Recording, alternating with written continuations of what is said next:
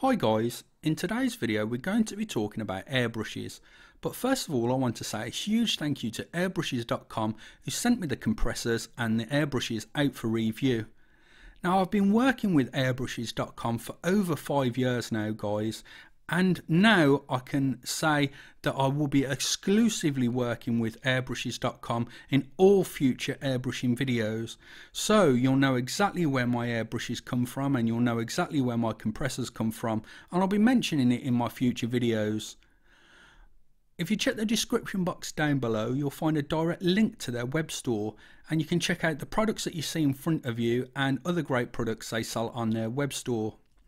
Now, the big large compressor that we see in front of us here is a Awata Power Jet Pro, and this is an absolute powerhouse of a compressor and is aimed at the professional airbrush user for the fact that it has two airbrush outlets, so you can use two different airbrushes simultaneously, which I think is absolutely fantastic.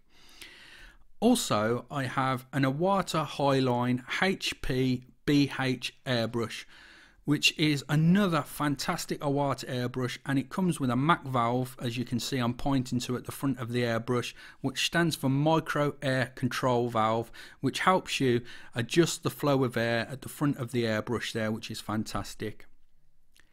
Lastly, I've also got a Neo gravity feed airbrushing kit that they kindly sent me out for review. This was sent to me specifically from the perspective of the beginner airbrush user. So this is a relatively inexpensive kit and it is fantastic to get into the airbrush hobby with. So I'll be doing tutorials with this kit and I'll be showing you how to begin airbrushing for the absolute beginner with this airbrush kit over the coming months.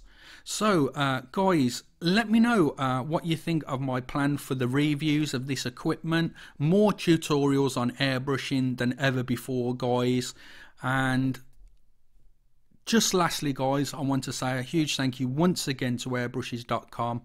Don't forget to check that description box down below, and please put a comment in the comments field. Let me know what type of tutorials you'd like me to see. Give me some ideas and some tips along the way so I can get these videos filmed and uploaded to my YouTube channel. So thank you for watching this video guys, and I'll catch you in the next one.